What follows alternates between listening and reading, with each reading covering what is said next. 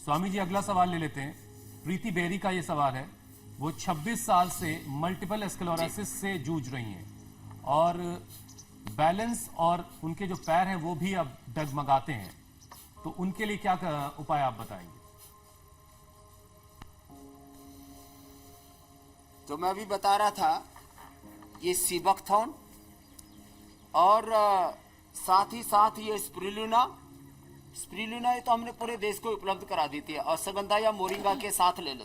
Moringa मतलब ये सहजना जो मैं बता रहा था अभी, इसकी हमने अलग से भी टैबलेट बना दी है, लेकिन ये मोरिंगा विद स्पिरुलिना, तो स्पिरुलिना ले ले और ये सीबकथॉर्न ले ले और गिलोय घनवटी ले ले। गिलोय घनवटी जबरदस्त लाभ करती है। नहीं तो हमने सबका ये इम्यूनो चार्ज भी बना रखा है, इसमें सारी इम्यूनिटी को बैलेंस करने के लिए, इम्यूनिटी को सिनर्जाइज करने के लिए ये औषधियां ले। और जिनको एसएलई एमएस ऑटोमेन डिजीज में ये एमएनडी तक हो जाता है, उसको हम एकांग वीर रस 5 से 10 ग्राम, रसराज रस, योगेंद्र रस और वसंत कुसुमाकर रस, ये सब 1-1 से 2-2 ग्राम, मोती पिष्टी 2 से 4 ग्राम, ये सब चीजें मिला करके और 60 पुड़िया बना करके सुबह शाम 1-1 पुड़िया खिला देते हैं। दूध में हल्दी सिलाजी च्यवनप्राश थोड़ा खिला देते हैं। कपाल भाती और अनुलोम विलोम आधा घंटा कराते हैं। और एसएलई और एमएस, ये दोनों ही बीमारियों को हमने इससे कंट्रोल और क्योर किया है। ये मैं इसलिए कॉन्फिडेंस के साथ कह रहा हूं क्योंकि मॉडर्न मेडिकल साइंस में एसएलई और एमएस के लिए कोई दवाई नहीं है। जो मैंने दवाई बताई है इसको करेंगे, और कपाल भाती अनुलोम विलोम 1-1 घंटा करना पड़ेगा। स्वामी जी कई बार देखा गया और मैंने ठीक किया है। ये तो बैठे हैं यहाँ पर जी, 2-3 तो उनको बुलाते हैं, राजकुमार जी को। जी प्रणाम ललित जी। सवाल जो है वो पार्किंसंस तक की बीमारी, ये एलोपैथी में कोई इलाज नहीं। कुछ पूछ रहे मीनाक्षी जी। जी स्वामी जी कई बार ये देखा गया है कि प्रेगनेंसी के दौरान भी स्पॉन्डिलाइटिस की प्रॉब्लम शुरू हो जाती है। एक तो इससे कैसे छुटकारा पाया जा सके, और एक सवाल जो है वो निधि गोयल पूछ रही हैं उनके बेटे के लिए। उनके बेटे को रेनिटाइटिस पिगमेंटोसा है। मैंने तो इस बीमारी का नाम स्वामी जी पहले सुना ही नहीं, हालांकि इसमें उनकी आंखों की रोशनी कम हो रही है। इसका सोल्यूशन क्या है? पहले निधि गोयल के सवाल का जवाब देते हैं, फिर हम प्रेगनेंसी वाले इशू पर आएंगे। आंख की रोशनी कम होती है जी, और इसमें रात को रतूंधी जैसे हो जाता है ना, रात को दिखता ही नहीं है। दिन में तो होता ही है दिक्कत, तेज सूर्य की रोशनी में भी दिक्कत होती है, रात को भी नहीं दिखता है। तो रेटिनाइटिस पिगमेंटोसा के लिए 200 ग्राम अमल के रसायन, 20 ग्राम सप्तामृतलो, 10 ग्राम मुक्ता शुक्ति, 2 से 4 ग्राम मोती पिष्टी, और जब बहुत ज्यादा बढ़ जाता है तो इसमें ये रसराज रस, योगेंद्र रस, वसंत कुसुमाकर, ये हम 1-1 ग्राम दे देते हैं। ये सब मिला दिया एक ही जगह, और 1-1 चम्मच सुबह शाम दे। महात्रिफला घृत, ये अक्षय तर्पण जो हम बता रहे थे ना पंचकर्मा की चिकित्सा में, अक्षय तर्पण करें अथवा घर में ही कर लेना।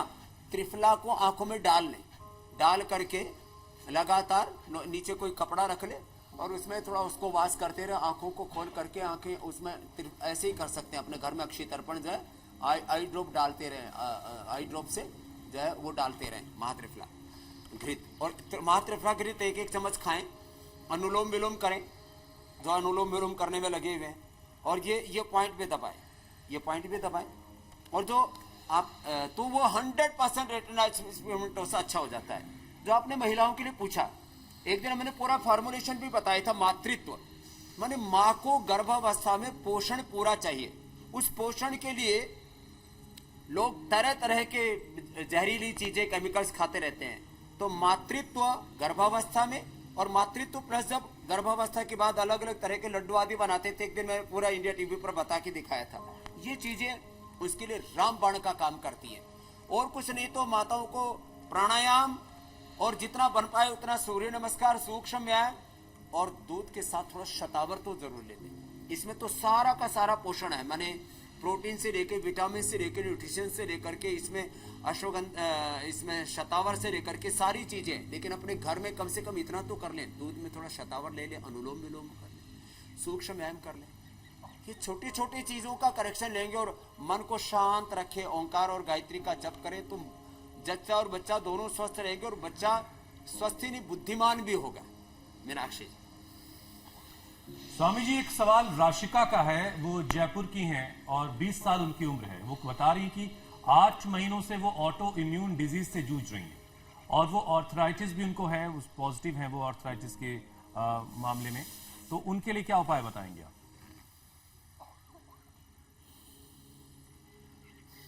देखो, मैंने कहा ना, शरीर की ही जो रोगों को मिटाने के लिए ताकत काम करनी चाहिए, वो इस रोग को बढ़ाने के लिए शरीर के ही विरुद्ध शरीर की इम्यूनिटी काम करने लगती है। उसी को ऑटोइम्यून डिजीज कहते हैं। तो एक गृह युद्ध जैसी स्थिति हो जाती है कि जो प्रतिरक्षा तंत्र हमारी रक्षा के लिए था, वही शरीर के प्रतिकूल काम करने लग गया, तो ये ऑटोइम्यून डिजीज की श्रेणी में आ गया। तो उनको, जो अभी मैं थोड़ी देर पहले बोल रहा था, पीडानिल गोल्ड और गिलोय चंद्रप्रभा और त्रयोदशांग गुग्गुल या योगराज गुग्गुल, एक एक गोली ये ले ले। पेडानिल खाली पेट ले ले 2-2 गोली, और ये गिलोय चंद्रप्रभा, त्रयोदशांग गुग्गुल या योगराज गुग्गुल, और यदि शरीर में सोथ भी है तो पुनर्नवादि मंडूर, एक एक गोली ये खा ले। अथवा अश्वगंधा, शतावर, सफेद मूसली, कोच के बीज, बला बीज, ये पाउडर करके खा ले। इसके लिए हम उनको वातारी चूर्ण भी देते हैं। तो कपालभाति, अनुलोम विलोम कर लें, उनका पूरा 100% अर्थराइटिस भी नेगेटिव आ जाएगा और इम्यूनिटी भी उनकी सेनर्जाइज हो जाएगी।